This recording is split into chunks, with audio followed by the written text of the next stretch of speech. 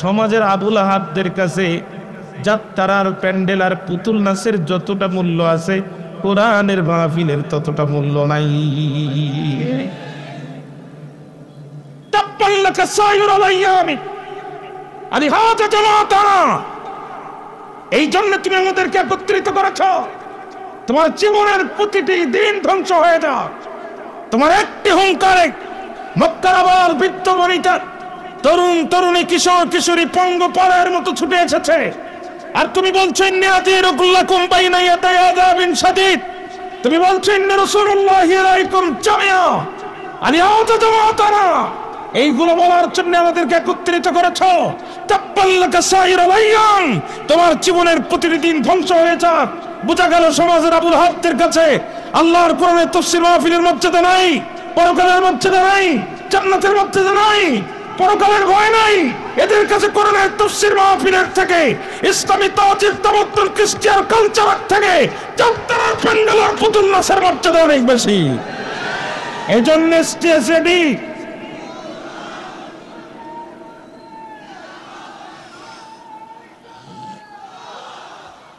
এজন্য stage ready, pandal ready, বক্তা ready, lakh lakh কোরআন পিপাসু শ্রোতা পঙ্গপালের মতো চতুর্দিক থেকে একত্রিত হয়েছে। ক্ষমতার দপটে পুলিশকে ব্যবহার করে বক্তাকে ঘাট তুলে স্টেজ থেকে নামিয়ে দিয়েছে। মাহফিলে 144 ধারা জারি করে দিয়েছে। এই বাংলার তাওহীদের জনতাকে যিনি কোরআন শিখিয়েছেন, এই বাংলার মানুষকে কোরআনের পিপাসায় যিনি সিক্ত করেছেন, পঙ্গপালের মতো যার তাফসীর শোনার জন্য গোটা বাঙালির জাতি পিছনে পিছনে ছুটত, তাকে দীর্ঘ 13 বছর কারাগারে বন্দী রেখেছে শুধুমাত্র জাতিকে কোরআন থেকে দূরে রাখার কারণে। আল্লাহর কোরআনের সাথে গাদ্দারি করেছে।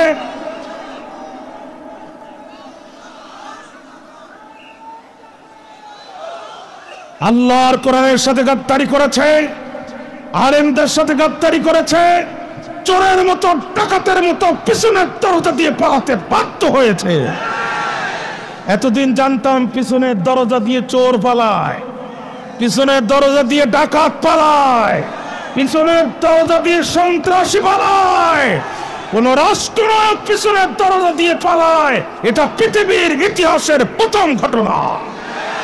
পালানোর সময় বলতেছে আমার একটা শাড়ি নেওয়ার দরকার ছিল, বলছে ম্যাডাম হাতে মোটেও সময় নেই।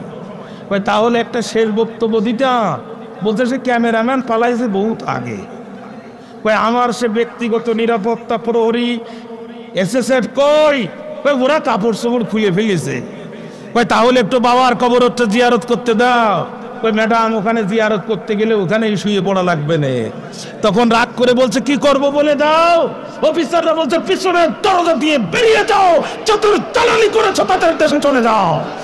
20 বছর আগে মুফাসসিরে কোরআন আল্লামা দেলাওয়ার হোসেন সাঈদী রাহিমাহুল্লাহ অত্যন্ত স্পষ্ট ভাষায় দায়িত্বহীন কণ্ঠে সিংহের মতো গর্জন করে বলেছিলেন, টুপি আর দাড়ি পড়লে রাজাকার বলে গালাগালি করো, ইসলামী তাজিদ তামাদ্দুনের পক্ষে কথা বললে, আল্লাহ আইনের কথা বললে মৌলবাদী বলে গালি দাও। এদেশের মৌলবাদীরা চলে যেদিন ঝাঁকি দেবে মামুর বাড়ি দিল্লি যেয়ে পড়বা। আল্লাহর ওলির মুখের কথা 100 বাস্তবায়ন হয়েছে। আল্লাহর ওলির মুখের কথা 100 বাস্তবায়ন হয়েছে। আগরতলা এয়ারপোর্ট জায়গা দেয়নি, কলকাতা এয়ারপোর্ট জায়গা দেয়নি। ইতিহাস সাক্ষী 3.5 ঘন্টা হেলিকপ্টার আকাশে উড়েছে, শেষ পর্যন্ত দিল্লিতে জায়গা হয়েছে। এই বিপ্লবে কোন বামপন্থী রক্ত দেয়নি, এই বিপ্লবে কোন নাস্তিক রক্ত দেয়নি, এই বিপ্লবে রক্ত দিয়েছে আবু সাঈদ আর মুগ্ধের মতো কলিজা ভরা ইমাম মানুষেরা। অতএব আমাদের হাতের প্রতিটি ঘন্টার, প্রতিটি মিনিটের, প্রতিটি সেকেন্ড অত্যন্ত গুরুত্বপূর্ণ। 3টি বিষয় খেয়াল রাখতে হবে। পরিষ্কার কথা, এদেশের স্বাধীনতা সার্বভৌমত্বের জন্য, এদেশের ইসলামী আকীদা তাহাজ্জুদ তামাদ্দুন টিকিয়ে রাখার স্বার্থে উঁচু টুপি, নিচু টুপি, শক্ত টুপি, নরম টুপি, কলিওয়ালা কলি ছাড়া, পাগড়িওয়ালা পাগড়ি ছাড়া বুঝি না, সব আলেমদেরকে এক মঞ্চে উঠতে হবে, হাতে হাত রাখতে হবে, স্লোগান দিতে হবে, হাতে রাখো হাত মোরা মুহাম্মাদের উম্মত। কথা বলেন না কেন? দুই নাম্বার কমিউনিজম দেখেছি, ন্যাশনালিজম দেখেছি, সেকুলারিজম দেখেছি, বাবা শাসন দেখেছি, কন্যা শাসন দেখেছি, স্বামীর শাসন দেখেছি, স্ত্রীর শাসন দেখেছি। শুধু একটি বার ১,৫০০ বছর পূর্বে হেরা গুহায় নাজিল হওয়া এ কোরআনের শাসন ব্যবস্থা দেখার মাধ্যমে আমরা বাংলার ভূখণ্ডে খলিফা ওমরের শাসন ব্যবস্থা দেখতে চাই, হযরত আবু বকরের শাসন ব্যবস্থা দেখতে চাই। আল্লাহর কোরআনের শাসন ব্যবস্থা দেখার জন্য নিজেদের জীবনের সর্বোচ্চ ত্যাগ আর কোরবানি করতে কারা কারা প্রস্তুত আছেন? দুহাত তুলে আল্লাহকে দেখান।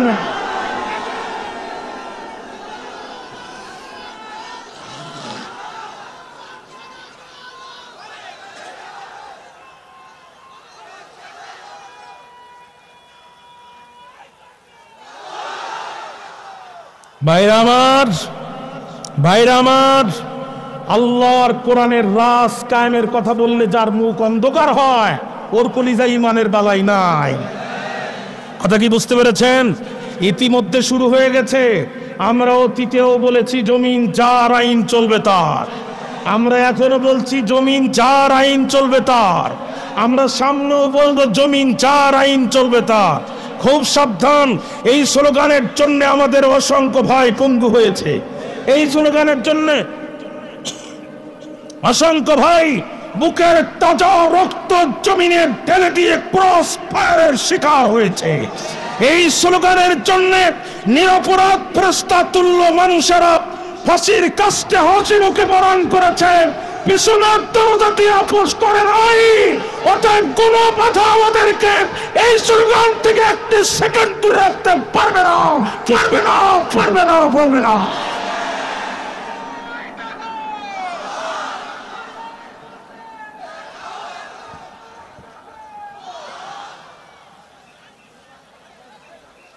ভাইরা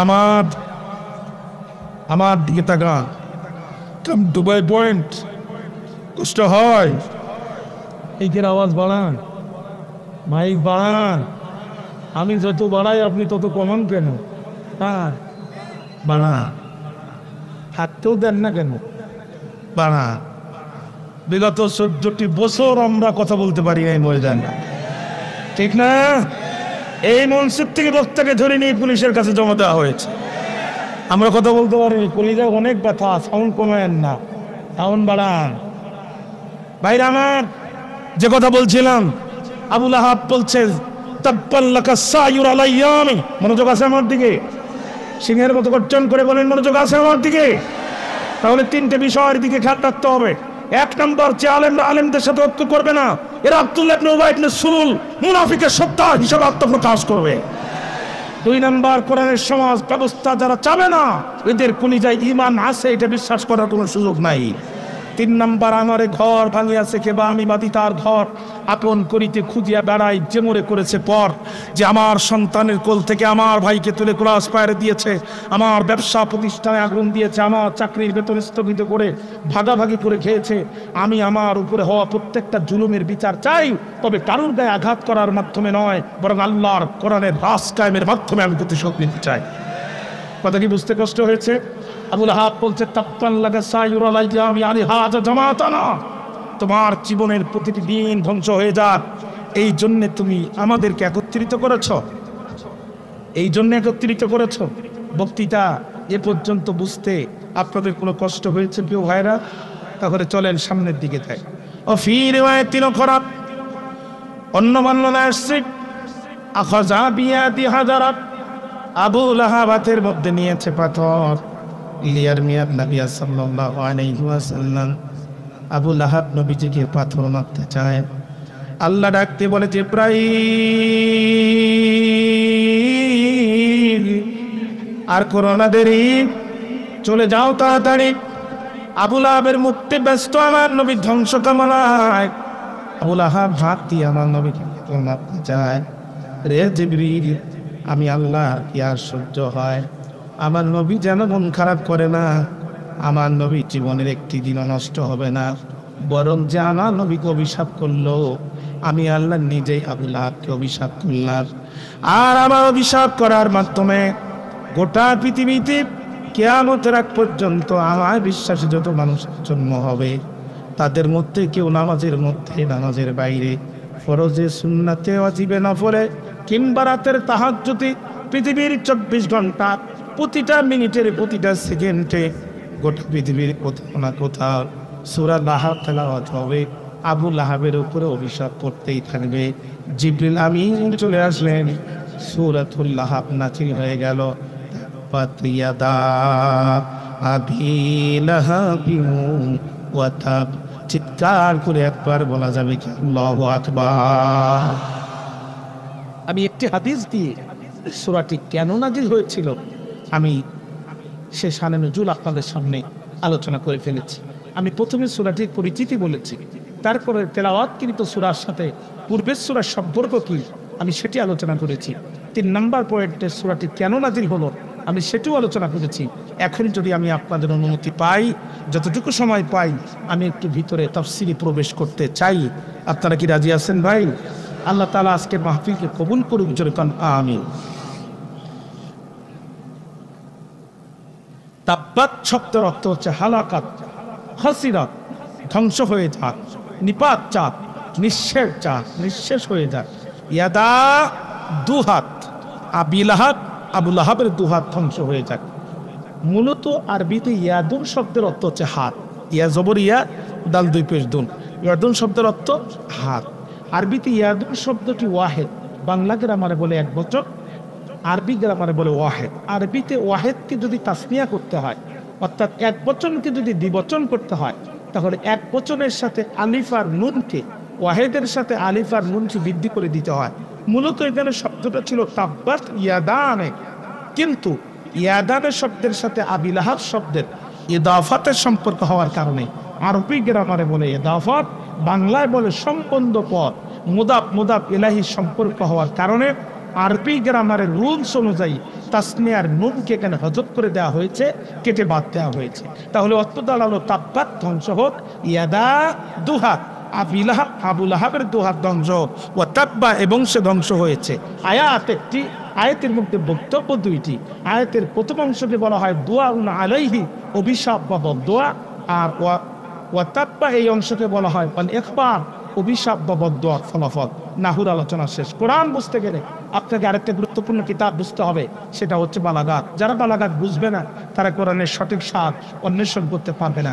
বালাগাতের মধ্যে একটা গুরুত্বপূর্ণ চ্যাপ্টার আছে, অধ্যায় আছে, নাম তার মাজাজ মুরসাল। এখন মাজাজ মুরসাল কাকে বলে? আতলাকাল জুজ ও আরাতাল কুল, শব্দ প্রয়োগ হবে অর্ধেকের, কিন্তু অর্থ গৃহীত হবে পরিপূর্ণের। রাসূলুল্লাহ হাদিসে বলেছেন, যেই চোখ আল্লাহর ভয়ে কাঁদবে ওই চোখ কশিন কালো জাহান্নামের আগুনে জ্বলবে না। একটু জোরে বলেন সুবহানাল্লাহ। এই হাদিস দ্বারা আমরা কি বুঝতাম?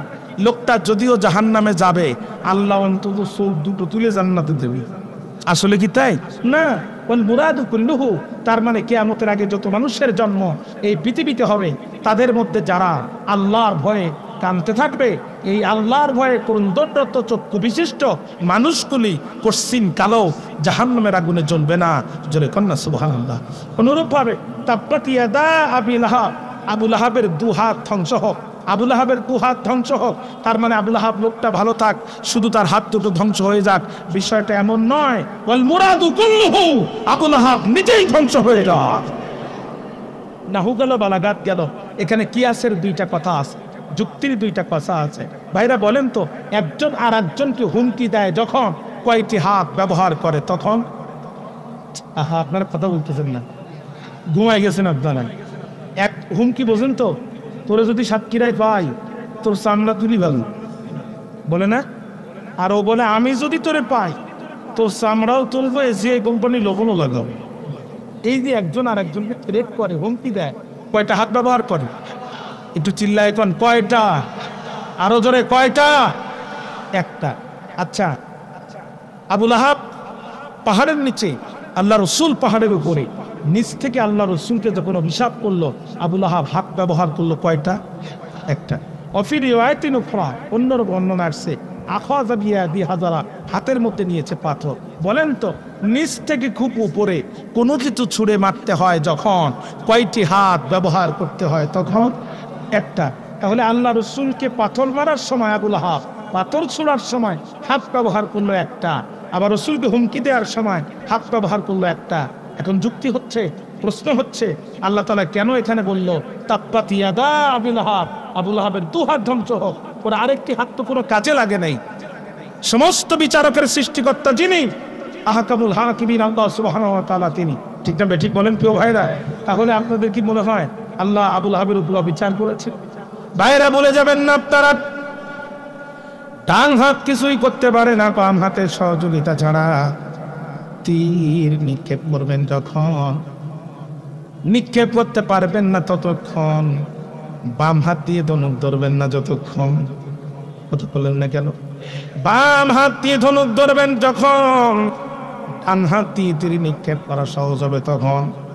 90% মুসলমানের দেশে কোরআনের মাহফিলে ডাইরেক্ট বাধা দিল যারা, আবুল লাহাবের সরাসরি ডান হাত তারা, আর প্রশাসন দিয়ে পিছন দিক থেকে সহযোগিতা করলো যারা, আবুল লাহাবের বাম হাত তারা। আল্লাহ এই জন্য বলছে আবুল লাহাবের নিজের হাতও ধ্বংস হোক, ওর সহযোগিতার হাতও ধ্বংস হোক। প্রকৃত অর্থে মানুষের হাত দুইটি, রূপক অর্থেও মানুষের হাত দুইটি। রাস্তায় দুইজন মারামারি করছে, একজন ডায়াবেটিসের রোগী, চশমা ছাড়া দেখে না, ঠেলা মারলে দাঁড়ায় না, লাঠি ছাড়া হাঁটে না, কিন্তু প্রধান উপদেষ্টাকে টেলিফোনে পেতে তার 5 মিনিটের বেশি সময় লাগে না। আর একজন মানুষ 3 জনের খাবার একা খেতে পারে, 3 জনের পরিশ্রম একা করতে পারে, ও ঘুষি দিলে আর একজন বাঁচে না, কিন্তু ওর সমস্যা হচ্ছে ওর একা একা চেয়ারম্যানের কাছে যাওয়া সাহস হয় না। এই 2 জন মানুষ মারামারি বাঁচছে। এখন যার গায়ে আছে শক্তি সে চিন্তা করলো আগে মারে ঘুষি, যা আছে কপালে হবে কাল সকালে। দিছে এক ঘুষি, বেচারা ডায়াবেটিস রোগী এক ঘুষিতে চিট হয়ে পড়েছে। পাশে তারা ছিল, তারা বলছে মিয়া ক্ষমতা থাকলেই যাত্রার গায়ে হাত দিতে হয় না, তুমি জানো ওর হাত কত লম্বা? আচ্ছা বলেন তো দেখি, কারোর হাত কি আমাদের হাতের থেকে আরো 1 হাত বেশি লম্বা? তাহলে এই হাত কোন হাত? ক্ষমতার হাত। এই হাত কোন হাত? আল্লাহ বলছে তাব্বাত ইয়াদা আবি লাহাব, আবুল লাহাবের নিজের হাত ধ্বংস হোক। যেই ক্ষমতার বলে গনিয়ান হয়ে আবুল লাহাব আমার রাসূলের দিকে আঙ্গুল উঁচু করার দুঃসাহস দেখায়, যেই ক্ষমতার বলে গনিয়ান হয়ে আবুল লাহাব আমার নবীর থেকে পতক নিক্ষেপ করার দুঃসাহস দেখায়, ওর ক্ষমতার হাত ধ্বংস হয়ে যাও। যেন তেন কাফের মনে করবেন না, খুব ভুল করবেন। একমাত্র কাফের যার নামে কোরআনের ডাইরেক্ট সূরা নাজিল হয়েছে। যা বলেন না কেন প্রিয় ভাই, যার নামে কোরআনের ডাইরেক্ট সূরা নাজিল হয়েছে। ফেরাউনের নাম কোরআনে এসেছে, কিন্তু সূরায়ে ফেরাউন বলে কোন সূরা কোরআনে এসেছে? আরে কথা কয় না, জোরে কর না কেন? এসেছে 29 পারা সূরা কোরআন। ওয়ালিদ ইবনে মুগীরা আল্লাহ রাসূলকে শুধুমাত্র বলেছিল মাসগুন, পাগল, আল্লাহ সহ্য হয়নি। নুন আল কলামি ওয়া মা ইয়াসতুরুন বলে আল্লাহ বক্তব্য দিতে দিতে দিতে দিতে দিতে দিতে এক পর্যায়ে বললেন উতুল্লিম বাদা যালিকা জানিম, নবী আপনাকে পাগল বলেছে যে অবৈধ সন্তান সে, আর যার জন্মের ঠিক নাই, ইসলাম আর আপনার বিরোধিতা করা ছাড়া তার কোনো কাজ নাই। ওয়ালিদ ইবনে মুগীরা যে অবৈধ সন্তান ছিল, আরবিতে বলে জানিম, ইংরেজিতে বলে বাস্টার্ড, বাংলায় উচ্চ বাংলায় বলে অবৈধ সন্তান, আর উত্তরবঙ্গের আঞ্চলিক ভাষায় বলে ফাঁকা জারুয়া। কথা কি বুঝতে পেরেছেন ভাইরা আমার? এই ওয়ালিদ ইবনে মুগীরা যে অবৈধ সন্তান, এটা পৃথিবীর কেউ জানতো না। আল্লাহ তাআলা আয়াতে কারিমা নাজিল করলো, কিন্তু ওয়ালিদ ইবনে মুগীরার নাম আল্লাহ তাআলা কোরআনে ব্যবহার করেন নাই। লক্ষ লক্ষ নবী এবং রাসূলদের ভিতর থেকে মাত্র 25 জন নবীর নাম আল্লাহ তাআলা কোরআনে ব্যবহার করেছেন। 25 জন নবী রাসূলের নাম আল্লাহ কোরআনে ব্যবহার করেছেন। আর এই আবুল লাহাব কোন জাতের আবুল লাহাব, যার নামে শুধু নাম ব্যবহার করেননি, আল্লাহর নামে ডাইরেক্ট সূরা নাজিল করেছে। আমি প্রায় 6টা তাফসীর তাখরিজ করে আবুল লাহাবের ছোট বড় 6টা মারাত্মক অপরাধ পেয়েছি। আমার আজকে ডিটেলস এই সূরা আলোচনা করার মতো সময়ও আমাদের হাতে নাই, আপনাদেরও ধৈর্য নাই। আপনারা সবাই প্রধান অতিথির দিকে তাকিয়ে আছেন। আমি যতটুকু সম্ভব একটু সামনে যাই। আবুল লাহাবের 1 নম্বর অপরাধ যদি আপনি খুঁজতে যান, তাহলে আপনাকে যেতে হবে সহিহ ইবনে কুজাইমা, একটি হাদিসের কিতাব, হাদিস নাম্বার 159, লম্বা হাদিস। আমি বাংলায় সারসংক্ষেপ বলছি। আবুল লাহাবের 1 নম্বর অপরাধ ছিল কোরআনের দাওয়াতে বাধা দেয়া। 1 নম্বর অপরাধ কি? হজের মৌসুমে হাজি না আসলে মক্কায় আল্লাহ রাসূল হাজিদেরকে দাওয়াত দেন, ও হাজিরা, শুধু একবার বলো আল্লাহ ছাড়া কোনো মাবুদ নাই। আমি আব্দুল্লাহর বেটা মোহাম্মদ কথা দিলাম, তোমরা হবে সফল কাম। বাইরা আমার আল্লাহর নবী দাওয়াত দিল যখন, আবু লাহাব পিছন দিকে বাধা দিল তখন, ও হাজিরা লা তুসাক্কিকুহু, তোমরা তারে বিশ্বাস করো না। আন্নাহু কাজ্জাব, আন্নাহু মাজনুন, সে একটা পাগল। বলছে পাগল যদি হবে বরণে থাকবে চট, চুটগুলো থাকবে এলোমেলো কিংবা মাথায় জট, কিন্তু কোন আশ্চর্য ধরনের পাগল, পরনের মধ্যে চট নাই, মাথার মধ্যে জট নাই। কোন পাগলের মুখের ভাষাতে এত চমৎকার হতে পারে আমাদের জানা নাই। ভাইরা আমার, কথায় আবু লাহাবের কথা তারা শুনলো না। আল্লাহর নবী দাওয়াত দিলেন যতক্ষণ, মক্কার কাব হাজিরা নবীজি দাওয়াত শুনলো ততক্ষণ, আর নবীজি দাওয়াত দিল যতক্ষণ, আবু লাহাব বিরোধিতা করলো ততক্ষণ। অতএব আবু লাহাবের এক নম্বর অপরাধ ছিল কোরআনের দাওয়াতে বাধা দেয়া। বলতে পারেন হুজুর, আজ তো আর সমাজে আবু লাহাব জীবিত নাই, আজ কেন কোরআনের দাওয়াতে বাধা দেয়া হয়? ও ভাইরা, ভুলে যাবেন না আপনারা, আবু লাহাব দুনিয়ার জমিনে জীবিত নাই, কিন্তু আবু লাহাবের রক্তের তৈরি হওয়া মানুষগুলো আজও পৃথিবী থেকে বিদায় নেয় নাই। কোরআনের মাহফিলে 144 ধারা জারি করে যারা, এই জাতির প্রথম শ্রেণীর টাটকা আবু লাহাব তারা। ধনী মানুষ অসুস্থ হয়েছে, রক্ত দরকার, ও নেগেটিভ ব্লাড, বড় আনকমন রক্ত সহজে মেলে না, তার কাছে পাওয়া যায় না। হঠাৎ করে এক কৃপণের সাথে মিলে গেছে। কৃপণকে বলছে তোমার রক্ত দেয়া লাগবে। কৃপণ কয় মাথা খারাপ, আমি ভাতে ঠিক মতো খাই না, আমি রক্ত দেয়া ফেলে। ধনী মানুষের সাথে লোকজন ছিল, কৃপণকে সাথে নিয়ে হসপিটালে ভর্তি করে 3 ব্যাগ রক্ত নিল। কৃপণ কয় আল্লাহ আমার স্বপ্নে নিল। ধনী মানুষকে মাত্র 3 ব্যাগ নিয়েছি। রক্ত নেওয়া শেষ হলো যখন, ধনী মানুষ টেবিলে ড্রট টান দিল তখন একটি চেক বাহির করলো। 3 লক্ষ টাকার একটা চেক লিখে কৃপণের হাতে দিল। কৃপণ দেখে মুস্কি হাসি বলছে, স্যার ও অসুবিধা নাই, আমি আরো একবার দিতে চাই। ধনী মানুষ বলছে এখন লাগবে না, তবে লাগবে যখন তোমাকে টেলিফোন করা হবে তখন। 1 মাস পরে টেলিফোন করতেছে, কোথায় আছেন, রক্ত দরকার। ধনী মানুষ বলতেছে কোথায় আছেন, রক্ত দরকার। কৃপণ বলতেছে কোথায় আসতে হবে শুধু বলেন একবার। ও মনে করছে আজও মনে হয় প্রতি ব্যাগে 1 লাখ টাকা করে দেবেন। ভাইরা আমার, রক্ত নেওয়া শেষ, সোনার বাংলাদেশ। ধনী মানুষ পকেটে হাত দিল, সেখানে 5টি 2 টাকার নোট ছিল, তার 3টেই ছেঁড়া ছিল। এটা কৃপণের হাতে দিল। কৃপণ নিল, দেখলো, মেজাজ খারাপ হলো, আর শুনে ফেললো, আর মুখে বলল, মিয়া ফাসলামি করার চাকা পান না। 1 মাস পূর্বে আমি ছিলাম ধনী, আমার মনও ছিল ধনী। 1 মাস পূর্বে প্রতি ব্যাগে আপনি আমাকে দিলেন 1 লাখ টাকা, আর এখন মাত্র 10 টাকা আর 6 টাকা বাজারে চলে না। ফাসলামি করার জায়গা পান না।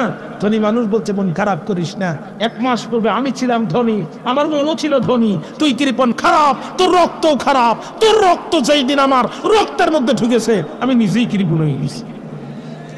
ইসলামের বিরোধিতা করার এই কাজ ছিল ফেরাউনের কাজ। আল্লাহর তীরের দাওয়াতে বাধা দেওয়া কাজ ছিল নমরুদের কাজ। ফেরাউনের কাজ, সদ্দাতের কাজ, হামানের কাজ। তিনের দাওয়াতে বাধা দেওয়া কাজ ছিল কারণের কাজ, উৎপার কাজ, সাইবার কাজ, ওলীদ ইবনে মুগীরার কাজ। যুগে যুগে ফেরাউন, নমরুদ, সাদ্দাত, কারুন, হামান, উৎপাত, সাইবার আর ওলীদ ইবনে মুগীরার রক্ত যাদের রক্তের মধ্যে প্রবেশ করেছে, তারাই আল্লাহর কোরআনের সমাজ প্রতিষ্ঠার বিরোধিতা করা শুরু করে দিয়েছিলেন। বিশ্বাস না হয় এদের রক্তগুলো পরীক্ষা করে দেখেন, এদের রক্তের ভিতরে আবু লাহাবের রক্তের ঘ্রাণ পাবেন। আজ থেকে চিরদিনের জন্য একটি সূত্র মাথায় গেঁথে নেন। যেখানেই কোরআনের দাওয়াতের বিরোধিতা হবে, বুঝে নেবেন ওখানেই আবু লাহাবের ঘর বাড়ি আছে। আমার মনে হয় আমার দিকে আপনাদের মনোযোগ নাই, প্রিয় ভাইরা। মনোযোগ আছে আমার দিকে? তাহলে এই সমাজের প্রথম শ্রেণীর আবু লাহাব তারা, আল্লাহর কোরআনের দাওয়াতের বিরোধিতা করে যারা। আমি ওঠার আগে নিউজ দেখলাম, মঞ্চে ওঠার আগে নিউজ দেখলাম, মোংলা উপজেলা পরিষদের সাবেক মেয়র, মোংলা পৌরসভার সাবেক মেয়র, একজন নেতা, সে কোরআনকে যে ভাষায় অবমাননা করেছে, 24 ঘন্টার ভিতরে তাকে গ্রেফতার করতে হবে। এটা 18 বছরের ফ্যাসিবাদের বাংলাদেশ নয়। 2070 রক্তের বিনিময়ে অর্জিত বাংলাদেশে কোরআনের প্রত্যেকটা শব্দ উচ্চারণ করার সুযোগ দেওয়া হবে না, হবে না, হবে না। অতএব প্রধান উপদেষ্টাকে বলতে চাই, মেরুদণ্ড সোজা করে দাঁড়ান। আপনি পানের চোর ভেসে আসেন নাই, আপনি দেশের তৌহিদি জনতার বুকের তাজা রক্তের উপর দিয়ে ভেসে এসেছেন। অতএব আমরা সেই বাংলাদেশ চাই না যে বাংলাদেশে কোনো গাদ্দার প্রকাশ্যে দিবালোকে আল্লাহর কোরআনের প্রত্যেকটা শব্দ উচ্চারণ করবে। কথা বলেন না কেন? 24 ঘন্টার ভিতরে তাকে গ্রেফতার করে এমন দৃষ্টান্তমূলক শাস্তি দিতে হবে যাতে করে এই দেশে কোরআনের বিরুদ্ধে একটি শব্দ উচ্চারণ করার সাহস কম পায়। কারা কারা যে আছেন তো হাত তুলে আল্লাহকে দেখায় না।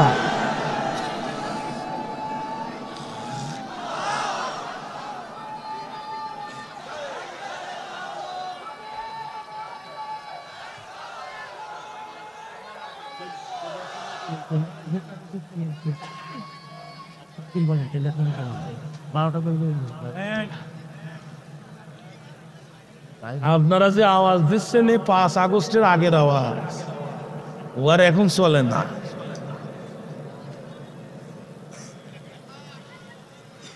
হ্যাঁ, আপনাদের কষ্ট হচ্ছে, আমি বুঝতেছি। মনোযোগ কি আছে আমার দিকে? তাহলে কত জুলুম চলেছে, কত জুলুম। রমজান মাসে গরিব মহিলারা গ্রামের 7-8 জন 10 জন এক জায়গায় বসে বোরকা পরে কোরআনের তালিমে একত্রিত হয়েছে। জঙ্গি বলে তাদেরকে গ্রেফতার করে আদালতে পাঠানো হয়েছে। এখন প্রকাশ হচ্ছে এগুলো সব ভারত এবং প্রথম আলোর যৌথ প্রযোজনায় হয়েছে। অর্থাৎ 1 নাম্বার, কোরআনের দাওয়াতে বাধা দেয় যারা, এই জাতির ডাইরেক্ট আবুল আহাব তারা। 2 নাম্বার, খেয়াল করেন, আল্লাহ রসুলের বাবা আব্দুল্লাহ, নবীজি তাকে দেখেন নাই। এই জন্য রাসূলুল্লাহর দ্বিতীয় পুত্র সন্তান যখন হলো, নবীজি তার বাবার নামের সাথে তার নাম রাখলো আব্দুল্লাহ। রসুল যখন আব্দুল্লাহ বলে ডাক দেবে, আর নবীর ছোট্ট ছেলে আব্দুল্লাহ যখন তাকে জবাব দিবে, আল্লাহ রসুল মনে করবে এটা আমার সন্তান আব্দুল্লাহ নয়, আমার বাবা আব্দুল্লাহ, আমি মুহাম্মাদের ডাকের জবাব দেয়। জোরে কন্যা সুবহানাল্লাহ। এই আব্দুল্লাহ মারা গেল যখন, মক্কার 5 জন কুফফার, তার মধ্যে একজন হচ্ছে আবুল আহাব, মক্কার মানুষের বাড়িতে বাড়িতে যে দরজায় নক করার বলে, মক্কাবাসী তোমরা জানলে হবে খুশি, তোমাদের আর কোনো ভয় নাই। মুহাম্মাদের মৃত্যুর পর তার কালেমার দাওয়াত দেওয়ার মতো আর কেউ নাই।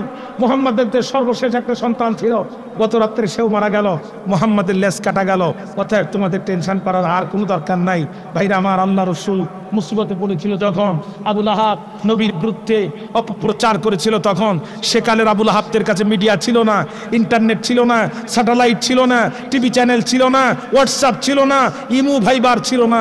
এই জন্য তারা বিরোধিতা করত অ্যানালগ কায়দায়। আজকের আবুল আহাবরা বিরোধিতা করে ডিজিটাল কায়দায়, টিভি চ্যানেলে বসে নায়েবে নবী, নবীর উত্তরসূরিদের বিরুদ্ধে মিথ্যা তথ্য সম্প্রচার করে যারা, এ জাতির দ্বিতীয় শ্রেণীর টাটকা আবুল আহাব তারা। 3 নাম্বার, আল্লাহর নবী যখন কোরআনের দাওয়াত দিলেন, মক্কার কাফেররা বৈঠক করে রসুলের পরিবারের বিরুদ্ধে অবরোধ দিয়ে দিল। অবরোধ, নবীজির পরিবারের কাছে গম বিক্রি করা যাবে না, রুটি বিক্রি করা যাবে না, আটা বিক্রি করা যাবে না। নবীজির পরিবারের কাছে নিত্য প্রয়োজনীয় জিনিস বিক্রয় করবে যারা, উল্টা অবরোধের আওতায় পড়বে তারা। না খেয়ে খেয়ে রসুলের পরিবারে কাম সারা, পেটের সাথে পিঠ লেগে গেল। বাইরে আমার বন্ধনে এসেছি, এক পর্যায়ে রসুলের পরিবারের সদস্যরা গাছের ছাল আর পাতা খাওয়া শুরু করলো। তৃণলতা ভুজি প্রাণীর বাথরুম যেমন গুটি গুটি আকার হয়, রসুলের পরিবারের সদস্যদের বাথরুম গুটি গুটি আকার ধারণ করলো। ঠিক সেই মুহূর্তে একটি কাফেলা রসুলের পরিবারের সামনে আসলো কিছু খাদ্য খাবার নিয়ে। আল্লাহ রসুলের পরিবারের সদস্যরা পেটের মধ্যে ক্ষুধা, চোখের মধ্যে পানি, পকেটে সামান্য দিরহাম আর দিনার নিয়ে রওনা দিল। বন্ধুরা আমার, আবুল আহাব সেখানে উপস্থিত হলো। ডাকতি বললো, ব্যবসায়ীরা আসো যারা শোনো তারা, ও ব্যবসায়ীরা আসো যারা শোনো তারা, এই পরিবারের কাছে মাল বিক্রি করা বৈধ নয়, বিক্রি করবে যারা। চরণ কথা হচ্ছে, প্লিজ সবাই ঠান্ডা হয়ে বসে, একদম ঠান্ডা। আর যদি আপনারা বিরক্ত হন তাহলে আমি ছেড়ে দিই, একবারে সাইলেন্ট থাকেন। যারা আসবেন খুব আদবের সাথে, একবারে কানে কানে কথা, আপনাদের কষ্ট হয়। বাইরে আমার খেয়াল করেন, আবুল আহাব ডাক দিয়ে বলে, ব্যবসায়ীরা এই পরিবারের কাছে মাল বিক্রি করা প্রয়োজন, বিক্রি করবে যারা বিপদে পড়বে তারা, টেনশন করো না তোমরা। আনাস সাহেবুল কিনতার, আমি মক্কা ফাইন্যান্স মিনিস্টার, তোমরা ভালো করে শোনো ঘোষণা আমার, আমি তোমাদের মালগুলো কিনতে চাই, তবে লস করে কিনতে চাই না, তোমাদের মালগুলো 10 গুণ বেশি লাভ দিয়ে কিনতে চাই। যেই জিনিসের দাম 1 টাকা ওই জিনিসের দাম বাবা 10 টাকা, যেটার দাম 10 টাকা ওইটা বাবা 100 টাকা। রাজি আছো যারা যারা আমার পাঁচিলের মধ্যে প্রবেশ করো তারা তারা। এই ঘোষণা হওয়ার পরে কাম হয়ে গেল সারা।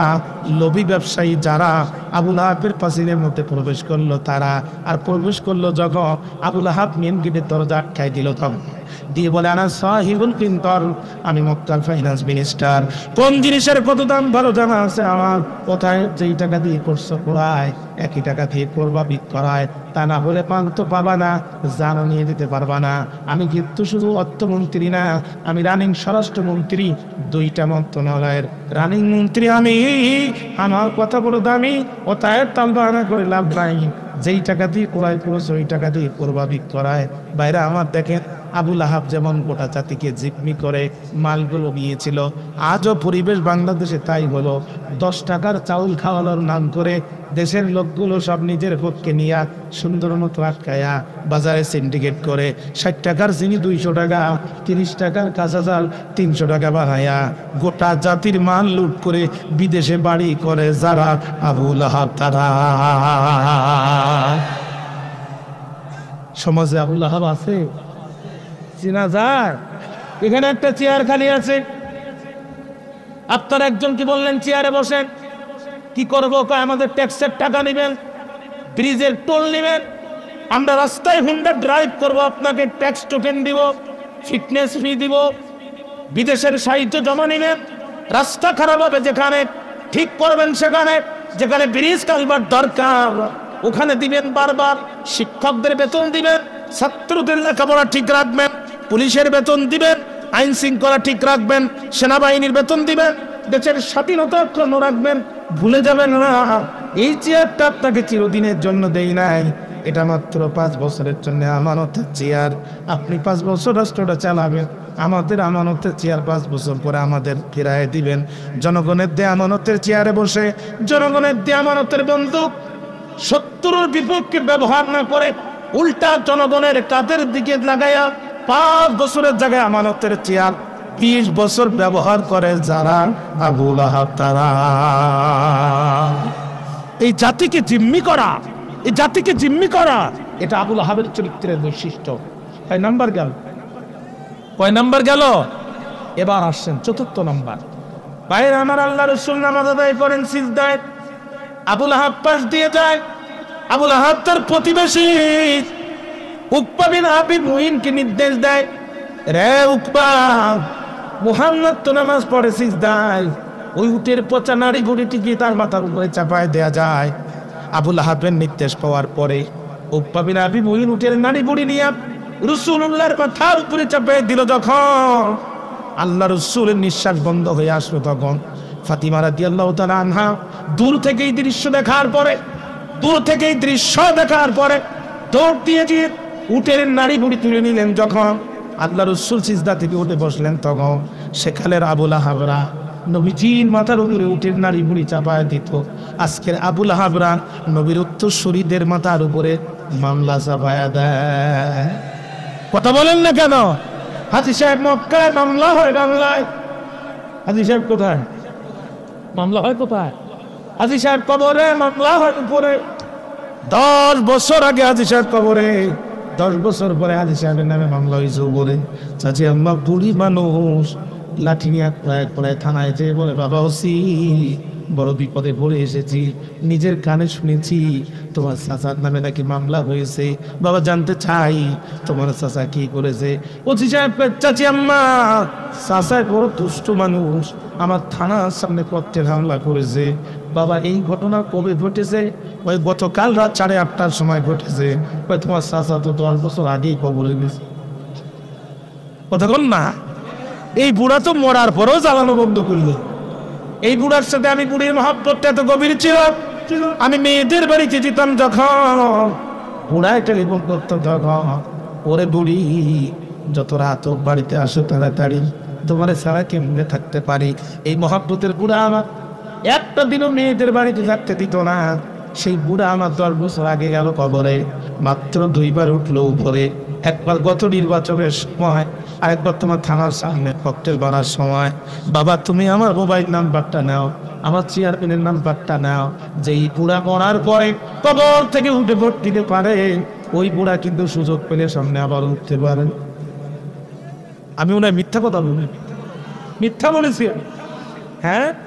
অতএব বুড়া যদি এবার কোনোদিন কবর থেকে উঠে, সুমিত তুমি শুধু ধরে আমার কাছে জমা দিল কাপড়ের কাপড়টা ধরে, আমি শুধু একটি প্রশ্ন করতে চাই, বুড়া রে এত মহাব্বত বলে চলে গেলি কবরে, ও বুড়া হারামি, কবর থেকে উঠে তুমি ভোট দেওয়ার সময় পাও, আমার সাথে একটা বার দেখা করার সময় পাও না। বাইরে জানতে চাই এই জাতের মামলা সমাজে আছে না? না। আমি মাঝে মাঝে করতে পারি, সিঙ্গাপুরে জুতা পালিশের জন্য মুচি নাই, ডিজিটাল মেশিন আছে। জুতা ঢুকায় দেবেন, পালিশের বাইর হবে, ভিতরে ডলার দিবেন। বাঙালি যে যখন জুতা ঢুকায় দিয়েছে আর যখন পালিশের বাইর হয়ে গেছে, বাঙালি দেখে টাকা নেওয়ার লোক নাই, বাঙালি কাল বিলম্ব করে নাই, ফটো আবিষ্কার করে দিয়েছে যেখানে মানুষ নাই ওখানে টাকা দেওয়া যায় না। এখন বাঙালি শুধু জুতা ঢুকায়, পালিশের বাইর হয়, বাঙালি পায়ে দিয়ে হেঁটে যায়। এই কোম্পানিগুলোর মালিক যারা, মাস শেষে বক্সগুলো ওপেন করে দেখলো তারা জুতা পালিশ হলো 30,000 জোড়া, মাগার ভিতরে মাল নাই। এই কাম করলো কারা? ওরা ধরার জন্য নিয়োগ করলো সিসি ক্যামেরা। এই সিসি ক্যামেরায় পড়লো ধরা বীর বাঙালি যারা এই মহান কাম করেছে তারা। ওরা পড়লো বড় বেকায়দায় যে বাঙালি যতদিন এই দেশে আছে ডিজিটাল পদ্ধতিতে জুতা পালিশের ব্যবসা আর সম্ভব নয়। আবার এত পরিমাণ বাঙালি যদি ফেরত পাঠায়, আমার দেশে কলকারখানাও চলবার নাই। বড় বেকায়দায় পড়ে সফটওয়্যার ইঞ্জিনিয়ারদেরকে ডাক দিয়ে বলছে, বাবা চা বেতন তো নিবা, একটু উপকার কি করবা, এমন একটা সফটওয়্যার বানাও আর আমাদেরকে দাও যাতে বাঙালিও থাকে, জুতা পালিশের ব্যবসাও চলে। সফটওয়্যার ইঞ্জিনিয়ার যারা অত্যন্ত পরিশ্রম করে নতুন সফটওয়্যার তৈরি করলো তারা, আর সেটি হলো জুতা একটা ঢুকাবেন, পালিশে বাইর হবে, আর একটা ঢুকাবেন, পালিশ হবে, তবে বাইর হবে না ততক্ষণ, ভিতরে ডলার দেবেন না যতক্ষণ। বাঙালি কয় এই সামান্য বুদ্ধি দিয়ে কেন আমাদের আটকানো যায়? বাঙালি এক মেশিনের জুতো একটা দেয়, পালিশ হয়ে যখন বাইর হয় তখন আর দ্বিতীয় জুতো ওই মেশিনে দেয় না, ও বুদ্ধি করে আরেকটু সামনে যায়, ওখানে আরেকটা মেশিন পায়, এই মেশিন থেকে একটা, ওই মেশিন থেকে একটা, 2 মেশিন থেকে 2 জুতো বের করে সুবহানাল্লাহ বলতে বলতে হেঁটে যায়। বলছিলাম না ভাই, এদের মতো জাতি পৃথিবীতে নাই। এরা 1981 সালে জন্মগ্রহণ করার পরও 1971 সালের মামলার প্রধান সাক্ষী হয়। এরা 3 মাইল দূর থেকে ধর্ষণ দেখতে পায়, কিন্তু চশমা ছাড়া রাস্তা দেখতে পায় না। কথা না কেন? এদের কাছে অসম্ভব বলে কোনো জিনিস নাই, ঠিক না? কয় নাম্বার গেল? 4 নাম্বার।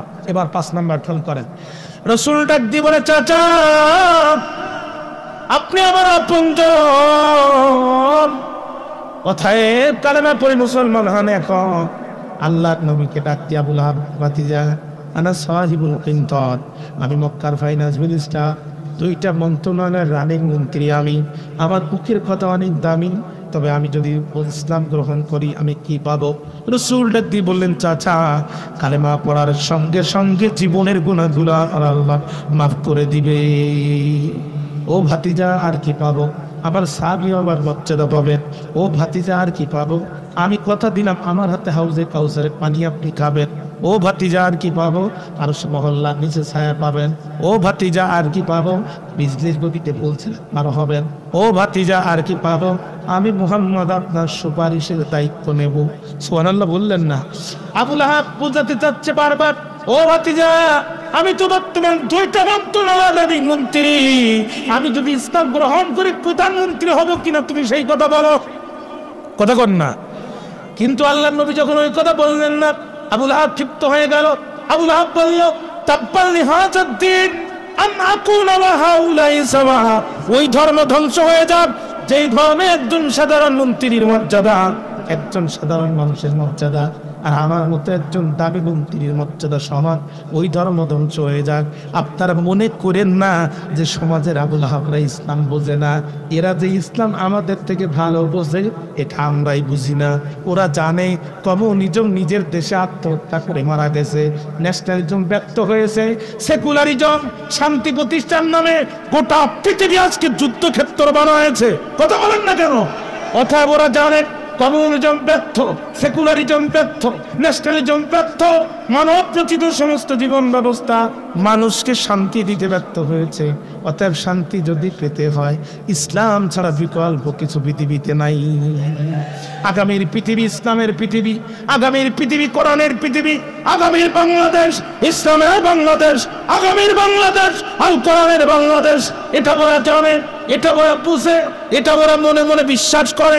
তারপর দুনিয়ার সামান্য মেম্বারি, সামান্য চেয়ারম্যানই, সামান্য নেতৃত্ব, সামান্য কর্তৃত্বের জন্য মুসলমানের সন্তান হয়ে আইডি কার্ডে মুসলিম নাম ব্যবহার করে রাজপথে ইসলামের প্রয়োজনে বিশ্বনবীর অপমানে একটিবার নারায়ে তাকবীরের আওয়াজ দিতে চায় না যারা, পুরো সত্যবাদী আবুল আহাব তারা।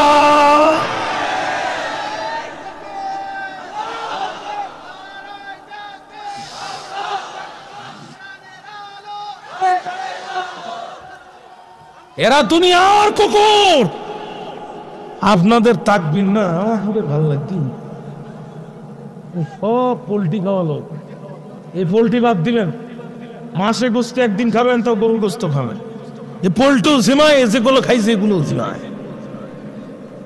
একটা আওয়াজ দেন তো লিল্লাহি তাকবীর, আওয়াজ দিবেন বাঘের বাচ্চার মতো।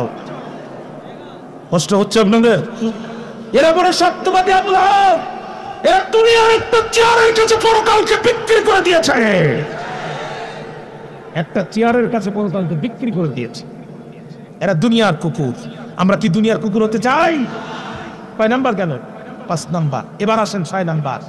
রাসূলের সাহাবী তারেক বলেন, কুনতু বিসুকি জিলমাজাজ, আমি জিলমাজাজের বাজারে ছিলাম।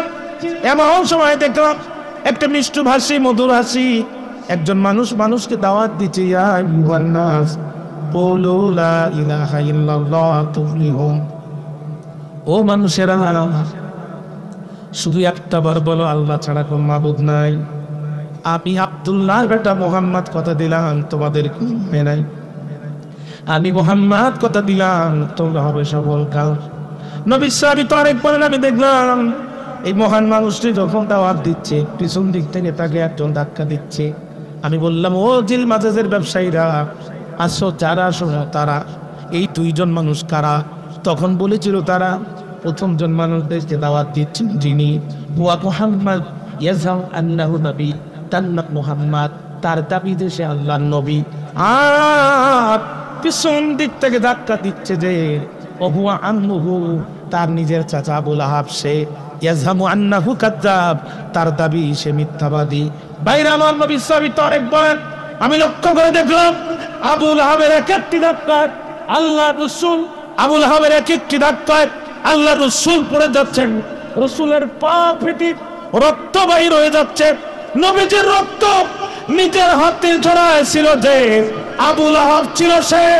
আস্তবের উত্তরসূরিদের রক্ত নিজের হাতে ছড়ায় যারা, এ জাতির আবুল আহাব তারা। না কথা বলেন না কেন প্রিয় ভাইরা? যাদের নামে বাংলাদেশের কোন জায়গায় একটি চিঠি পর্যন্ত ছিল না, 50টি বছর যিনি কোরআনের তাফসীর করেছেন, আমার কাঁধে যে এই যে কাপড়টা দেখেন মাত্র 200 টাকা দিয়ে বাজার থেকে কেনা। আল্লামা সাইদির গলায় আজীবন যে কালো কাপড় দেখেছেন, এটা পৃথিবীর কোন মার্কেটের কাপড় না। সৌদি বাদশা তাকে দাওয়াত নিয়ে যে খানায় কাবার কাপড় কেটে তার গলার মধ্যে ঝুলাই দিয়েছিল। বাংলাদেশের 2 জন মানুষ কাবা শরীফের ভিতরে ঢুকে আল্লাহকে সিজদা দেওয়ার সুযোগ পেয়েছে। তার মধ্যে 1 নাম্বার হচ্ছে বিশ্ববরণ্য মুফাসসির কোরআন আল্লামা দেলোয়ার হোসেন সাইদি রাহমাহুল্লাহ। এই মানুষটির নামে সারা বাংলাদেশে মিথ্যা মামলা দিয়া তাম জীবন যিনি ইসলামকে উজ্জীবিত করার জন্য জীবন যৌবনকে কোরবানি করে দিয়েছেন, তার নামে ধর্মীয় অনুভূতিতে আঘাত দেওয়ার মামলায় গ্রেপ্তার করে এরপরে মামলা সাজায়ে 13টি বছর কারাগারে রাখার পরও বাতিলের কলিজা ঠান্ডা হয়নি। পিছনের দরজা দিয়ে তাকে ইনজেকশন পুশ করে হত্যা করা হয়েছে। অতএব নাইবে নবী রাসূলের উত্তরসূরিতে রক্ত নিজের হাতে ঝরায় যারা, এ জাতির 6 নম্বরের আবু লাহাব তারা। আমার কথা কি পর্যন্ত বুঝতে কোনো কষ্ট হয়েছে আপনাদের? আয়াতে কারিমা নাজিল হয়ে গেল। আবু লাহাবের সাথে রাসূলের 4টা সম্পর্ক ছিল। জোরে বলেন কয়টা? একটু চিৎকার দিয়ে বলেন কয়টা? 1 নম্বর আপন চাচা। 1 নম্বর কি? আরে কথা কয় না। 1 নম্বর কি? নবীর দাদা মুত্তালিবের নিজের সন্তান, নবীর বাবা আব্দুল্লাহর আপন সহোদর ভাই, সম্পর্কে নবীজির আপন চাচা হয়। 1 নম্বর আপন চাচা। 2 নম্বর নবীর জন্মে বেশি খুশি। ভাইরা আমার, আল্লাহ রসুল জন্মগ্রহণ করেছিলেন যেই দিন রসুলের মায়ের মাথার কাছে ডিউটি দিয়েছিলেন দাসী সুয়াইবা, সেই দিন আল্লাহ রসুল হওয়ার পরে দাসী সুয়াইবা রাদিয়াল্লাহু তাআলা আনহা সর্বপ্রথম নবীজিকে তার বুকের দুধ পান করেন। দাসী সুয়াইবা আনন্দে দৌড় দিয়ে আবু লাহাবের ঘরের সামনে যে ডাক দেয়ার বলে, নেতা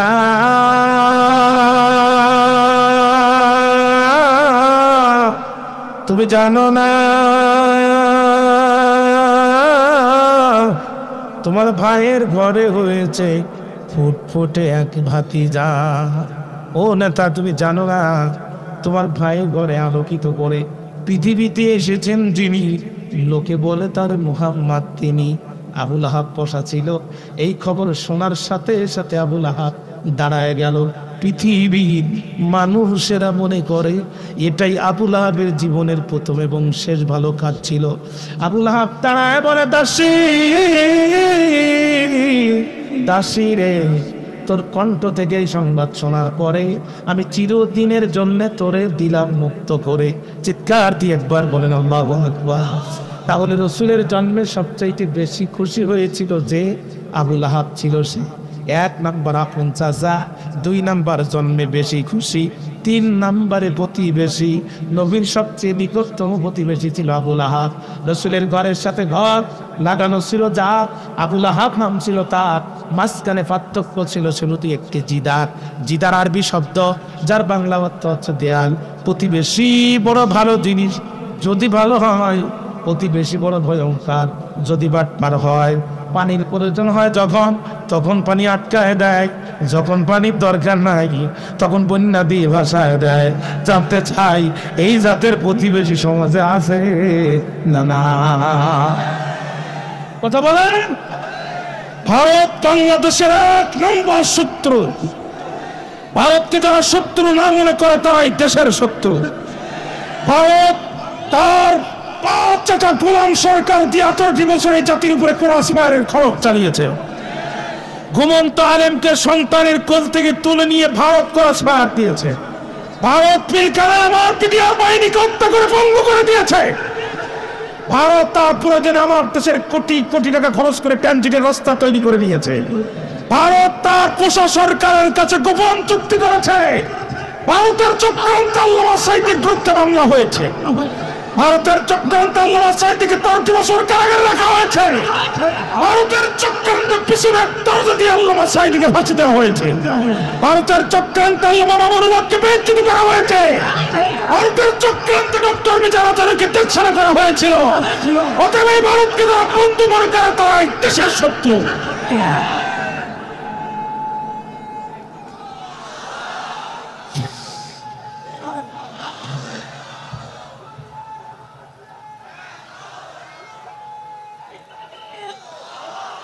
তোমাদের ওই পচা পেঁয়াজ আমাদের আর লাগবে না, ও তোমরাই খাও।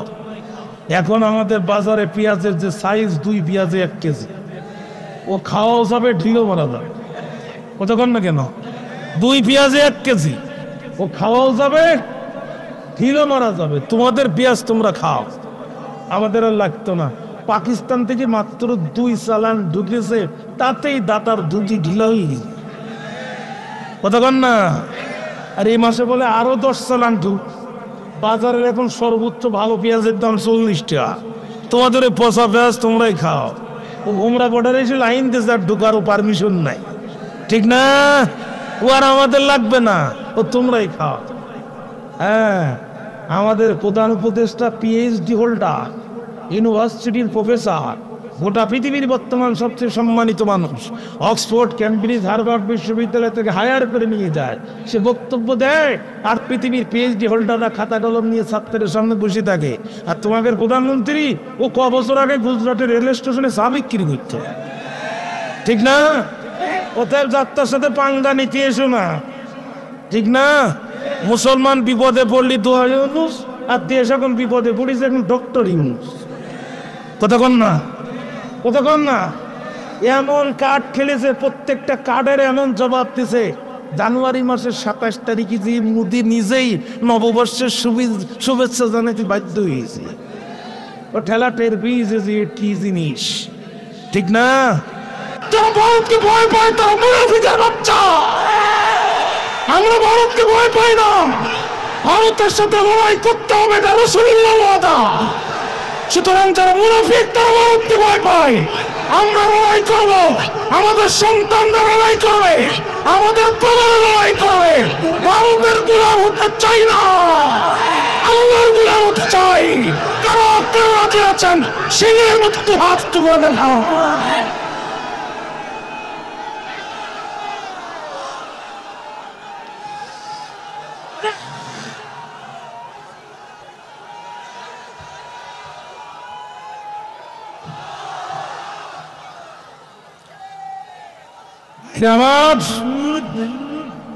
আর ওই যে রিপাবলিক বাংলা এক বলক বিক্রেতা আছে না, এতে শুধু চিংড়ি মাছের মতো লাভ হয়, কতক্ষণ না? এতে দেখাচ্ছে ভারতের উগ্রপন্থীরা নাকি আমাদের সাথে যুদ্ধ করার জন্য সীমান্তে ভিড় জমাচ্ছে। আমরাও তো বলতেছি দাদা শুধু ঢোকো। 90,000 সৈন্য নিয়ে পাকিস্তান 9 মাস টিকতে পারেনি, এর নাম বাংলাদেশ। এত পরিমাণ খাল আর বিল, ওই একটা ট্যাঙ্কও বার হবেন না, কতক্ষণ না? 18 কোটি মুসলমান যখন নারায়ে তাকবীরের আওয়াজ দেবে, হাতের মুষ্টি মারবে, ধুতি নিয়ে পালানোর টাইম পাবে না। অথবা বাংলার তৌহিদি জনতা জেগেছে, ইমানের দাবিতে গর্জে উঠেছে, বন্দুকের সামনে বুক চেতিয়ে দিয়েছে। এই দেশে কোরআনের সমাজ কায়েম হবেই, হবেই, হবে ইনশাআল্লাহ। কোন ফাঁদা আমাদেরকে রক্ষা করতে পারবে না। গোটা পৃথিবীও যদি একদিকে যায়, 18 কোটি মুসলমান শাহাদাতকে বেছে নেবে, কোরআনের সমাজ কায়েমের আন্দোলন থেকে পিছনে যাবে না। আমার কারা রাজি আছেন তো হাত তুলে আল্লাহ বলে হ্যাঁ।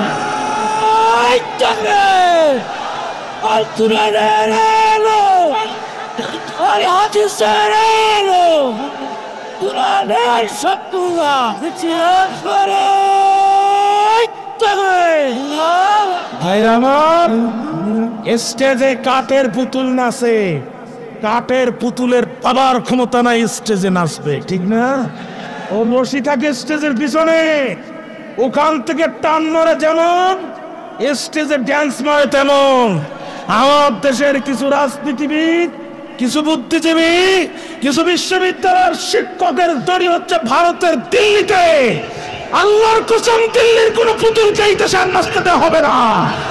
বাংলাদেশের বিপক্ষে দিল্লির পক্ষে যেই জিহ্বা উচ্চারিত হবে, জিহ্বা টানে দিয়ে পায়ের তলে ফেলে দেওয়া হবে। এই দেশে আমরা ভারতের গোলামিকে প্রাধান্য দিতে চাই না। কোরআন বুকে নিয়ে দুর্বার গতিতে সামনে এগিয়ে যেতে চাই। রাজি আছেন না?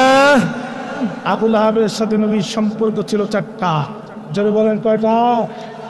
1 নাম্বার আপন চাচা, 2 নাম্বার জন্মে বেশি খুশি, 3 নাম্বার নিকটতম প্রতিবেশী, 4 নাম্বার হচ্ছে ডবল বিআই।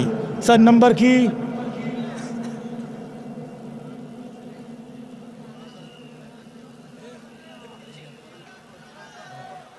আচ্ছা, মাইক তো গান শেষ করে গেছে। ভাই টানতে সাইডের মতো হয়তো বলছিলেন, মাইক গান শেষ করে গেছে।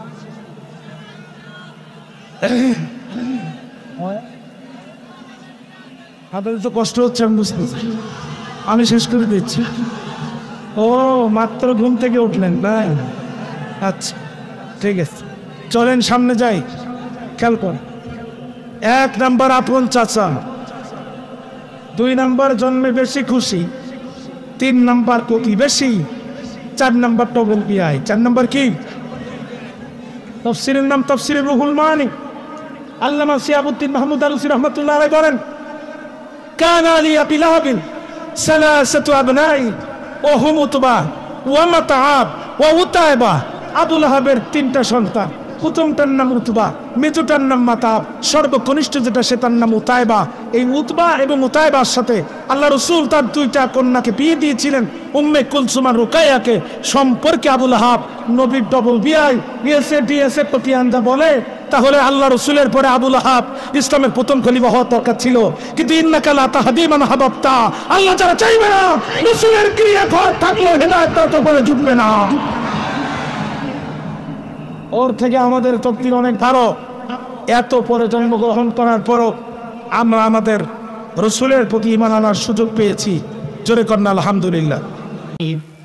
فقال أبو لهب تبا لك سائر الأيام ألهذا جمعتنا فنزلت تبت يدا أبي لهب وتب رواه البخاري أو كما قال عليه الصلاة والسلام إن الله وملائكته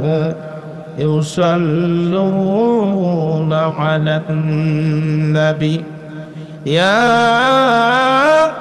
أيها الذين آمنوا صلوا عليه وسلموا تسليما اللهم صل على محمد وعلى آل محمد كما صليت على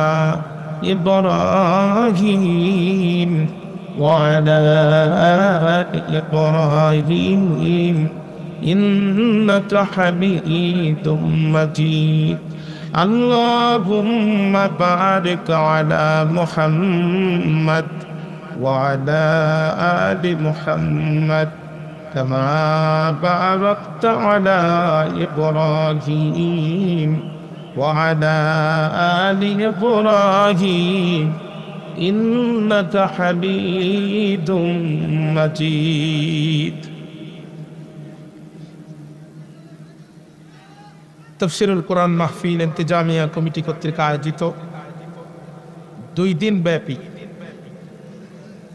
25তম ঐতিহাসিক তাফসীরুল কোরআন মাহফিল 2025 ভালুখালী মাদ্রাসা ময়দানে অনুষ্ঠিত মাহফিলটির মুকাররম মুহতারাম মুআজ্জাজ রেসপেক্টেড অনারেবল সম্মানিত সভাপতি জনাব মোহাম্মদ মশিউর রহমান বাবু সাহেব আতানাল্লাহু উমরাহু ওয়া বারাকাল্লাহু ফি হায়াতিহি ওয়া ক্বাব্বালাল্লাহু সাইরা আমালিহি। আমরা চিৎকার করে বলছি আল্লাহুম্মা আমিন। আজকের মাহফিলের সম্মানিত প্রধান অতিথি আন্তর্জাতিক খ্যাতি সম্পন্ন আলেম দ্বীন, বিদগ্ধ হাদিস বিশারদ, দক্ষিণ খুলনার গর্ব, সাতক্ষীরা গণমানুষের নেতা, বিশিষ্ট শিক্ষাবিদ, বর্ষিয়ান রাজনীতিবিদ জনাব মুহাদ্দিস আব্দুল খালেক সাহেব, আল্লাহ তাআলা হুজুরের কণ্ঠকে এই জনপদের মানুষের কণ্ঠস্বর হিসাবে কোরআনের পক্ষে পার্লামেন্টে কবুল করুন। আজকের মাহফিলের সম্মানিত বিশেষ অতিথিবৃন্দ, আজকের মাহফিলের সম্মানিত প্রধান আলোচক, আন্তর্জাতিক খ্যাতি সম্পন্ন মুফাসসির কোরআন, ইসলামিক স্কলার আল্লামা তারিক মুনোয়ার সাহেব, ক্বাব্বালাল্লাহু সাওতাহু লিল কোরআনিল আযীম। আল্লাহ তাআলা তার এই সুমিষ্ট কণ্ঠকে আমৃত্যু কোরআন সুন্নাহর খেদমতে ব্যাপৃত থাকার সুযোগ দান করুন। আলোচনা পেশ করেছেন দীর্ঘক্ষণ ধরে অত্যন্ত সুমিষ্ট কণ্ঠে আমার বন্ধুবর হাফিজ মাওলানা শাহাদাত হুসাইন সাহেব। আল্লাহ তাআলা তার এই কণ্ঠের তকরিরকে আমাদের বাস্তব জীবনে আমল করার তৌফিক দান করুন। দূরদারাজ থেকে আসা, ধুলির আসনে বসা, আগত স্বাগত সুচিন্তিত শিক্ষিত সম্মানিত মুরব্বিয়ানে কারাম, বস্তে মুজাহিদ খালেদ তারেক সাইফুল্লাহ উত্তরসূরি নওজোয়ান প্রিয় যুবক ভাইরা, সমবয়সী বন্ধুরা, ইস্তেহের কচিকর্ষ গণেশবৃন্দ, পর্দান্তর অবস্থানরত সর্বগুণে গুণান্বিতা পর্দা নিশিনী আমার মা এবং বোনেরা, আলোচনার শুরুতেই অন্তরের গহীন কন্দর থেকে আপনাদের উদ্দেশ্যে জ্ঞাপন করছি আন্তরিক মোবারক ইসলামী রীতিনীতি অনুযায়ী আসসালামু আলাইকুম ওয়া রাহমাতুল্লাহি ওয়া বারাকাতুহু। কালিমাতুশ শুকর আদায় করছে মহান মাবুদের দরবারে যে রব্বুল আলামিন এই জনপদের প্রত্যন্ত অঞ্চল থেকে আপনার আমার মতো নগণ্য গোরানকে কোরআন শোনার জন্য একত্রিত করেছেন। আপনারা খুশি না বেজার? হৃদয়ের সবটুকু ভাব, আবেগ, প্রেম এবং ভালোবাসা কণ্ঠের আগে উদিত করে আবেগ আর অনুপ্রাণিত কণ্ঠে অবরন্ত মস্তকে প্রশান্ত চিত্তে কালিমাতুশ শুকর আদায়ের লক্ষ্যে হৃদয়ে গচ্ছিত সবটুকুন ভক্তি, শরীরে সঞ্চিত সবটুকুন শক্তি একত্রিত করে নৌজওয়ানের মতো নবসাদুল্যের মতো চিৎকার করে বলছি আলহামদুলিল্লাহ। আরো জোরে বলেন। দুরূদ আর সালাম পেশ করছি বিশ্ব মানবতার মুক্তির মহান দিশারি, নির্যাতিত মানবতার নবী, বঞ্চিত মানবতার নবী, সাইয়্যিদুল মুরসালিন ওয়া খাতিমুন নবিয়্যিন, ইমামুল আম্বিয়া মুহাম্মদুর রাসূলুল্লাহ সাল্লাল্লাহু আলাইহি। ভাইরা আমার, ভূমিকা ছাড়াই সরাসরি কথা শুরু করতে চাই। আল্লাহ তাআলা আজকের মাহফিলকে দয়া করে কবুল করুন। তেলাওয়াত করেছি কোরআনুল কারীমের 111 নম্বর সূরা 30 নম্বর পারা সূরাতুল লাহাবের সব কয়টি আয়াতে কারিমা। তেলাওয়াতকৃত আয়াতে কারিমার অন্তর্নিহিত বক্তব্যকে সামনে রেখে আমি কথা শুরু করার নিয়ত করছি। আল্লাহ রাব্বুল আলামিন আমার কণ্ঠ এবং মেধাকে আপনাদের খেদমতে কবুল করুন। সম্মানিত ভাইরা আমার, সূরাটির নাম হচ্ছে সূরাতুল লাহাব। লাহাব শব্দের অর্থ হচ্ছে অগ্নি স্ফুলিঙ্গ। আগুন জ্বলতে জ্বলতে আগুনের যে বিশেষ লেলিহান শীষ বা শিখা হঠাৎ করে প্রজ্বলিত হয়ে জ্বালিয়ে পুড়িয়ে দুমড়িয়ে মুচড়িয়ে সম্মুখ পানে অগ্রসর হয়, এই শীষ বা শিখা বিশিষ্ট আগুনকে আরবিতে লাহাব বলা হয়। তবে সূরাটিকে সূরাতুল মাসাদও বলে, সূরাতুত তাব্বাতও বলে। সূরাটির মধ্যে আয়াত সংখ্যা 5টি, রুকু সংখ্যা 1টি। গোটা পৃথিবীর সমস্ত মুফাসসিররা বিষয়ে একমত সূরাটি নাজিল হয়েছিল মক্কায়। অতএব সূরাতুল লাহাব একটি মাক্কি সূরা। এটি হচ্ছে সূরাটির সংক্ষিপ্ত পরিচিতি। আমার বক্তৃতা 2 নম্বর পয়েন্ট হচ্ছে আল মুনাসাবাতু বাইনাস সূরাতাইন। তাফসীরের অত্যন্ত গুরুত্বপূর্ণ পয়েন্ট এইটি। তেলাওয়াতকৃত সূরার সাথে পূর্ববর্তী সূরার সম্পর্ক কি? পূর্ববর্তী সূরার নাম হচ্ছে সূরাতুন নাসর, ইযা জাআ নাসরুল্লাহি ওয়াল ফাত। আমরা তেলাওয়াত করেছি তার পরবর্তী সূরা সূরাতুল লাহাব, তাব্বাত ইয়াদা আবি লাহাবি ওয়া তাব। প্রশ্ন হচ্ছে এই দুইটি সূরা কেন পাশাপাশি আসলো? তারতিবুস সূরা, সূরাগুলোর যে সিরিয়াল, সূরাগুলোর যে ধারা, সূরাতুল ফাতিহার পরে সূরাতুল বাকারা, এই সিরিয়াল নবীর কোনো সাহাবায়ে কেরাম করেন নাই, রাসূলুল্লাহ নিজেও করেন নাই। এই সিরিয়াল করে দিয়েছেন যিনি, একটু চিৎকার করে বলেন কে তিনি? পূর্ববর্তী সূরার নাম হচ্ছে সূরাতুন নাস। আমরা তেলাওয়াত করেছি সূরা লাহাব। প্রশ্ন হচ্ছে কোন সম্পর্কের কারণে, কোন রিলেশনের কারণে এই দুইটি সূরা পাশাপাশি আসলো? মিশরের জামিয়া আল আজহার বিশ্ববিদ্যালয়ের বাছাইকৃত মুফাসসিরদের একটি বিশেষ বোর্ড দীর্ঘদিন অক্লান্ত পরিশ্রম করে একটি সহজ সাধ্য আরবি ভাষার নতুন তাফসীর তারা বিশ্ববাসীকে উপহার দিয়েছে। নাম তার তাফসীরে ওয়াসিত। তাফসীরে ওয়াসিতের মধ্যে মুফাসসির কেরামগণ বলেন, সূরাতুন নাস মিন আখিরি মা নাযালাত বিল মাদিনাতি ওয়া সূরাতুত তাব্বাত মিন আউয়ালি মা নাযালাত বি মক্কাতা। সূরা নাসর এবং সূরা লাহাবের মধ্যে একটি গভীর সম্পর্ক বিদ্যমান, আর সেটি হচ্ছে এই দুইটি সূরার যতগুলো আয়াতে কারিমা আছে সমস্ত আয়াতে কারিমা আল্লাহ তাআলা একসাথে নাজিল করে দিয়েছেন। জোরে কন্না সুবহানাল্লাহ। একসাথে নাজিল হওয়ার দিক থেকে সর্বপ্রথম সূরা হচ্ছে সূরা লাহাব, যেটা নাজিল হয়েছিল মক্কায়। আর একসাথে সমস্ত আয়াতে কারিমা নাজিল হওয়ার দিক থেকে সর্বশেষ সূরা হচ্ছে সূরাতুন নাস, যে নাজিল হয়েছিল মদিনায়। তাহলে একটি সর্বপ্রথম, একটি সর্বশেষ, একটি মক্কায়, একটি মদিনায়। আবার এই দুইটি সূরাকে তারতিব করার সময়, সিরিয়াল করার সময় পাশাপাশি দিয়েছেন যিনি, একটু চিৎকার করে বলেন কে তিনি? আমার বক্তৃতা 3 নম্বর পয়েন্ট হচ্ছে সাবাবে নুজুল, আসবাবে নুজুল, নাজিলের কারণ, অবতরণের প্রেক্ষাপট। ভাইরা আমার, এই প্রসঙ্গে ইমাম খাজান রহমাতুল্লাহ আলাইহি তাফসীরে খাজানে বুখারী শরীফের একটি সহিহ হাদিস উনি সূরা লাহাবের শানে নজুলের আলোচনা করতে যেয়ে পেশ করেছেন, যেটি আমি শুরুতেই আপনাদের সামনে তেলাওয়াত করেছি। বিশ্বনবী জলিল কদর সাহাবী ইবনে আব্বাস রাদিয়াল্লাহু তাআলা আনহু বলেন, লাম্মা নাযালাত ওয়া আনজির আশীরাতাকাল আকরামিন, আল্লাহর নবীর উপরে যখন আয়াতে কারিমা নাযিল হয়ে গেল, হে নবী, আপনি নিকটতম আত্মীয়দেরকে ভীতি প্রদর্শন করুন। সাইয়্যিদান নবী সাল্লাল্লাহু আলাইহি ওয়াসাল্লাম আলা সাফা, এই আয়াতে কারিমা নাযিল হয়ে গেল যখন আল্লাহ রাসূল সাফা পর্বতের উপরে উঠলেন, তখন ফাজআলা ইউনাদি, নবী ওখান থেকে চিৎকার করা শুরু করলেন, ইয়া বানি ফিহরিন ইয়া বানি আদিয়িন লিবুতুনি কুরাইশ, কুরাইশের অভ্যন্তরে ছোট্ট ছোট্ট গোত্রদের নাম ধরে রাসূলুল্লাহ চিৎকার করতে থাকলেন অতক্ষণ, হাত্তা জাতামাউ, তারা একত্রিত হলো না যতক্ষণ। রাসূলুল্লাহ চিৎকার করতে থাকলো ততক্ষণ। সাফা পর্বতের উপরে উঠে রাসূল যখন চিৎকার করেছেন, আল্লাহ রাসূলের এই চিৎকার মক্কার প্রত্যেকটি ঘরে সমানভাবে পৌঁছায় গেল। চিৎকার করে বলছে আল্লাহু আকবার। আওয়াজ যাওয়ার সাথে সাথে মক্কার আবাল, বৃদ্ধ বনিতা, তরুণ তরুণী, কিশোর কিশোরী সকলে পাহাড়ের দিকে সমবেত হয়ে রওনা দিল। কিন্তু কিছু সংখ্যক অসুস্থ মানুষ তো ছিল, তারা যেতে পারবে না। তাদের অবস্থা কি হবে? রাসূলের সাহাবী ইবনে আব্বাস বলছেন, ফাজাআলা রাজুলু ইযা লাম ইস্তাতি আইয়া খুরুজা আরসালা রাসূলা, উপস্থিত হতে পারলো না যারা, প্রতিনিধি পাঠালো তারা, লিয়ানজুরা মা হুয়া, কি হয়েছে এটা দেখার জন্য। ফাজা আবু লাহাব কুরাইশ, আবু লাহাব এবং কুরাইশের প্রত্যেকটি গোত্র চলে আসলো যখন। ক্বালা রাসূলুল্লাহ সাল্লাল্লাহু আলাইহি ওয়াসাল্লাম, আল্লাহর নবী বললেন তখন, আরাইতাকুম লাউ আকবারতুকুম, ও মক্কাবাসী বলো তো দেখি তোমাদের অভিমত কি। নবীজি আমার ডাক দিয়ে বললেন, মক্কাবাসী বলো তো দেখি তোমাদের অভিমত কি। আমি মুহাম্মদ যদি বলি, আরাইতাকুম লাউ আকবারতুকুম আন্না ফাইলান বিল ওয়াদি তুরিদু আন তুগিরা আলাইকুম আকুনতুম মুসাদ্দিকিন, হে প্রিয় মক্কাবাসী তোমাদের অভিমত কি। আমি মুহাম্মদ যদি বলি, আন্না ফাইলান বিল ওয়াদি, ওই যে পাহাড়ের ওপাশে বিশাল সৈন্যবাহিনী প্রস্তুত আছে, তুরিদু আন তুগিরা আলাইকুম, যারা তোমাদের চিরদিনের জন্য ধ্বংস করে দিতে চায়। ও প্রিয় মক্কাবাসী, জানতে বড় ইচ্ছা হয়, আকুনতুম মুসাদ্দিকিন, আমি মুহাম্মাদের কথা কি তোমাদের বিশ্বাস হয়? ক্বালু নাম, এক বাক্যে সকলে বলল, অবশ্যই বিশ্বাস হয়। বিশ্বাস না হওয়ার কোনো কারণ নাই, কারণ তামাম মা জাররাবনা আলাইকা ইল্লা সিদকা, তামাম জীবন মিথ্যা কথা বলেন নাই যিনি, আজ কেমনে মিথ্যা বলবেন তিনি। আল্লাহর নবী ডাক দিয়ে বলেন, মক্কাবাসী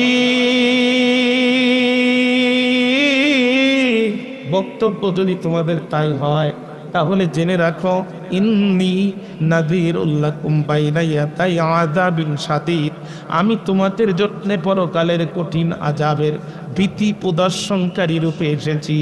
এই কথা বলল যখন, পাহাড়ের নিচের সমস্ত কাফেররা মাথা নিচু করে দিল তখন। কিন্তু মাথা উঁচু করে দিল কে? পৃথিবীর এক নাম্বার বেয়াদব যে মাথা উঁচু করে দিল সে, নাম তার আবু লাহাব, সম্পর্কে নবীর চাচা।